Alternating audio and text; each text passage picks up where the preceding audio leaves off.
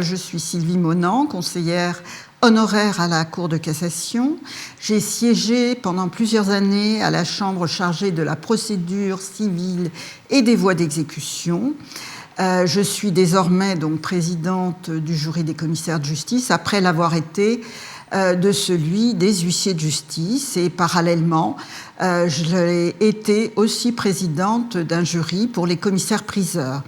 Et en ma qualité de membre du Conseil des ventes, j'ai été appelée à travailler sur la formation des commissaires-priseurs et à la suite de la fusion avec la profession d'huissier de justice. Donc je pense être habilitée à vous parler de ce jury et des exigences de la profession de commissaire de justice. Le candidat doit faire preuve de politesse et de courtoisie, mais pas d'obséquiosité. Il est inutile d'en rajouter en redonnant les titres et autres. On n'attend pas ça. Soyons polis. Bonjour madame, bonjour messieurs. Il ne faut pas de laisser aller. Notamment, il ne faut pas boire devant le jury, il ne faut pas mâcher du chewing-gum ou manger des bonbons. Si je le dis, c'est qu'on l'a vu, donc il est inutile de faire ce genre de choses. Nous demandons que les candidats aient une tenue correcte, cela signifie pas de tenue débraillée. Évitons le jean et les baskets. Les garçons peuvent avoir une veste et un pantalon, on n'est pas exigeant sur la cravate, c'est mieux, mais ça n'est pas indispensable. Et quant aux filles, ça n'est pas exigé d'être en noir avec le chemisier blanc. Elles peuvent s'autoriser des couleurs, des foulards, un peu de fantaisie, mais en faisant attention, car nous avons eu une fois une candidate avec un décolleté un petit peu plongeant, ce qui n'était pas idéal pour un examen. Voilà. À part cela, il n'y a pas d'exclusive ni de tenue exigée, si ce n'est qu'elle soit correcte. Notamment pour le sujet de culture générale, j'appelle sujet de culture générale les preuves d'actualité judiciaire, sociale, politique. Dans tous les cas, il faut un exposé structuré. C'est-à-dire qu'il faut un plan, et trop souvent nous avons vu des candidats se présenter sans avoir fait un plan en réponse à la question qui leur était posée. Donc le plan, ça suppose une introduction. Dans cette introduction, il est nécessaire de définir les termes du sujet, ce qui suppose de l'avoir lu correctement pour éviter de faire un contresens. Et ça, c'est essentiel parce que ça permet au candidat aussi de poser les termes de la problématique qu'il va développer dans sa partie, dans ses 2 ou 3 parties. Souvent, ça peut être thèse, antithèse, synthèse, ou thèse et antithèse, mais au moins structuré avec une problématique qui a été énoncée. Le contenu, il faut développer les connaissances que l'on a par rapport au sujet donné. Et savoir que le jury ne va pas vous juger sur la position que vous allez adopter. Simplement, ce qu'il attend de vous, c'est une réflexion avec un raisonnement, et peu importe la position que vous allez adopter, parce qu'il peut y avoir des sujets plus ou moins polémiques, mais peu importe. Nous, ce que l'on va juger, c'est la manière dont vous présentez le sujet et la manière dont vous justifiez votre position. C'est ça qui est important. On attend un exposé clair, rigoureux, dans un français correct, alors pas d'expression familière.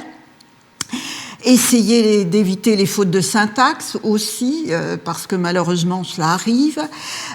Évitez d'avoir trop de tics de langage, donc ce qui signifie, lorsque vous allez préparer votre oral, de peut-être aussi vous minuter et de vous faire écouter par un ami ou par un membre de votre famille qui pourra vous dire si effectivement vous avez des tics de langage, parce qu'on l'a vu, des des expressions qui reviennent souvent, donc ça peut être un peu irritant quand on l'entend 15 fois dans le même exposé.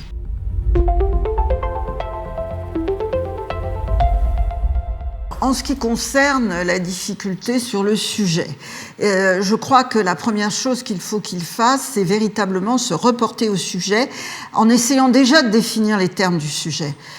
Il aura au moins quelque chose à dire. Cette définition devrait l'aider à développer.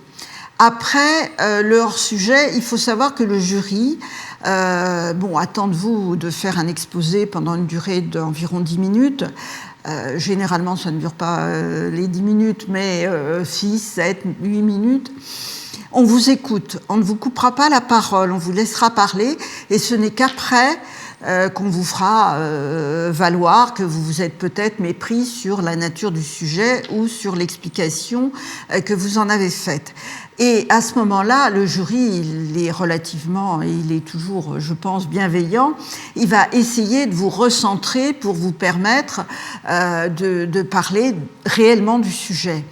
Donc voilà, en général, vous saurez que vous êtes hors sujet à la fin de votre exposé, si je puis dire.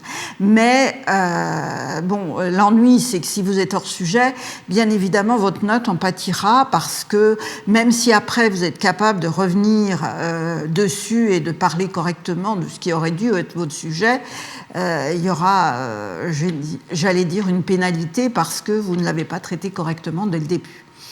Mais après, en ce qui concerne ceux qui sont un peu secs, donc je vous dis déjà essayez de définir le sujet, et après le jury va essayer de vous orienter, de vous poser des questions. Alors l'épreuve juridique, elle est particulière puisque vous avez 15 minutes d'épreuve et que cette épreuve est sans préparation. Donc vous allez tirer un sujet et il va falloir y répondre immédiatement.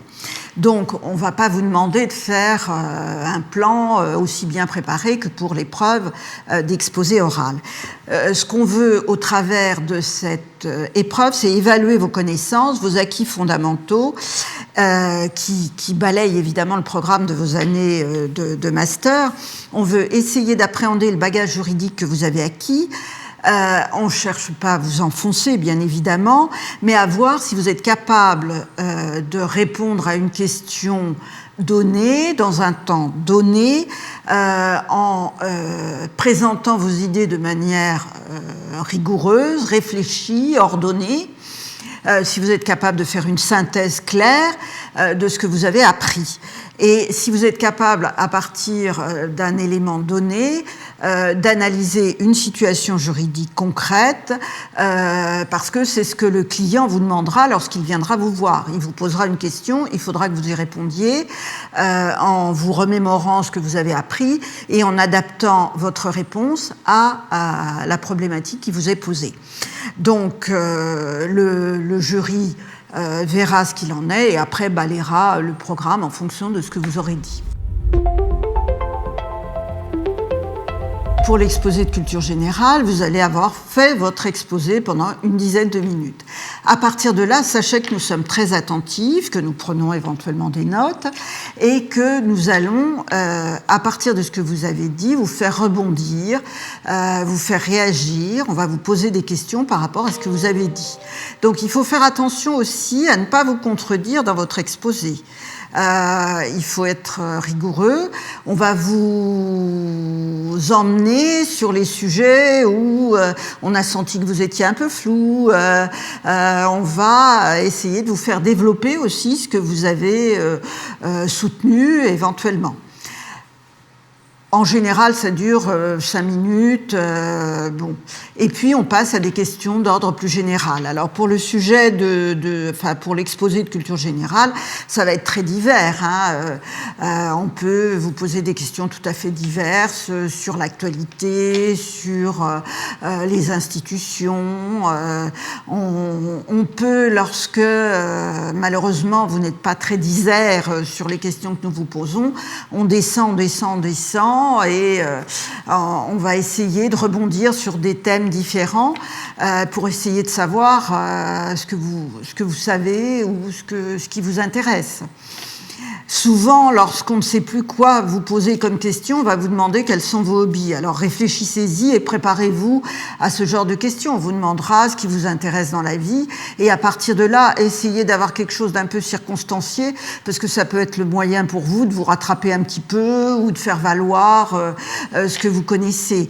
Alors souvent, vous avez des candidats qui nous ont parlé de leur voyage. Si vous avez fait des voyages dans certains pays, attendez-vous à des questions sur ce pays, sur la vie, sur la littérature, sur les traditions. Donc, soyez aussi prêts finalement, si vous avez des domaines de prédilection, à essayer de tendre des perches au jury, parce que il sera friand de vous poser des questions si vous les avez amenés si vous avez parlé de tel ou tel sujet. Donc voilà, on essaye, on n'est pas là pour vous enfoncer, on est là au contraire pour essayer de vous mettre en valeur. Malheureusement, je dois dire qu'il y a eu peu de candidats très brillants et c'est un peu désolant, mais c'est ainsi. Peut-être que l'épreuve est difficile, d'où l'intérêt de bien s'y préparer. En tout cas, en culture générale, je pense qu'en épreuve juridique, les gens se débrouillent mieux parce qu'ils sont plus à l'aise. La culture générale, c'est toujours assez difficile, donc on pose pas mal de questions. Brillant. Alors, vous pouvez être brillant aussi en ayant une belle expression et en étant rigoureux et précis. Déjà, travaillez la façon de vous présenter et de parler.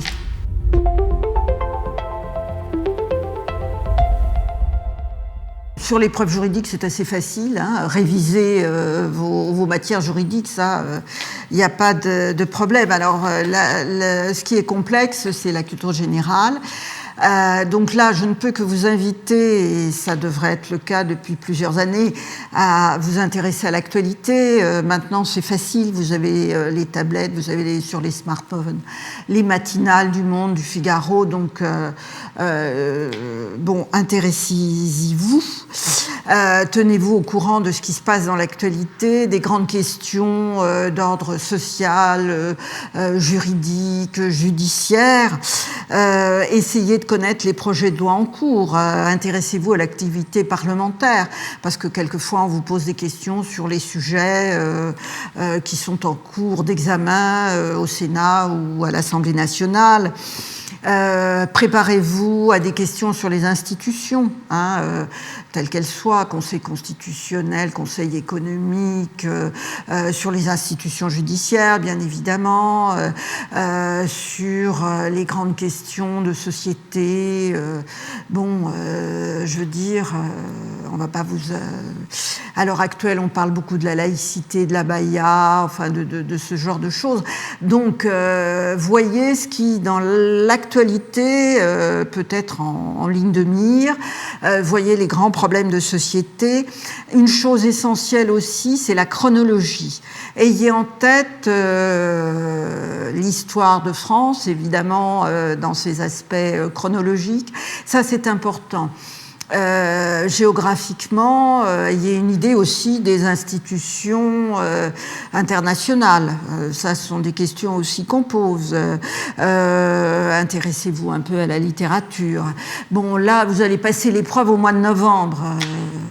Il y a des tas de prix littéraires qui sortent. Ne soyez pas sec si on vous demande quel est le prix Goncourt, par exemple. C'est arrivé. C'est un peu dommage. Veillez donc à ne pas vous contredire, veillez à votre expression orale et évitez les approximations. Vous êtes juriste, vous allez exercer une profession juridique, soyez rigoureux tant dans l'expression que dans ce que vous dites. Ça, c'est essentiel.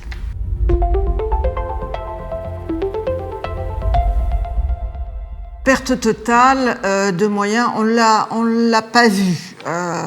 Après, c'est peut-être au moment des questions quand on se sent mal à l'aise. Bon, alors il y a celui qui n'a pas su traiter le sujet, ça c'est effectivement un petit peu délicat. Bon, rassurez-vous, comme je vous l'ai dit, on n'est pas là pour vous enfoncer. Généralement, le jury est très bienveillant et va essayer par tous les moyens d'arriver à tirer quelque chose de vous, si je puis dire, pour vous donner quelques points tout de même. Sachant que vous avez une note éliminatoire, donc c'est toujours un peu compliqué, mais on va essayer par tous les moyens de vous permettre de vous rattraper. Donc c'est la raison pour laquelle, par exemple, dans l'exposé de culture générale, on posera souvent la question de vos centres d'intérêt. Donc à ce moment-là, préparez-vous sur ces questions-là pour essayer au moins de briller à ce moment-là.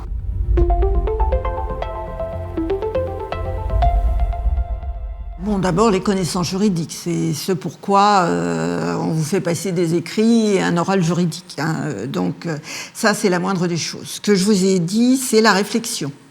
C'est la capacité à appréhender la question qui vous est posée pour y apporter une solution. Et une solution qui va être précise et rigoureuse. Ça, c'est important. Je pense qu'une chose essentielle, et je ne cesse de le répéter, et je le répéterai toujours, c'est que tout juriste ou toute personne qui prétend exercer une fonction, que ce soit avocat, magistrat, commissaire de justice, doit faire preuve de curiosité intellectuelle. Pourquoi ? Parce que le droit est une matière qui est diverse. On évolue très vite maintenant, et de plus en plus vite. Hein. Le Code civil 1804, il est resté inchangé pendant des années, et puis maintenant, ça ne cesse de bouger. Donc, il faut toujours se tenir au courant. Il faut faire preuve donc de curiosité intellectuelle pour comprendre pourquoi ça bouge et pour comprendre au sein de la société dans laquelle vous allez exercer votre profession, vous vous placez, ce qu'on attend de vous.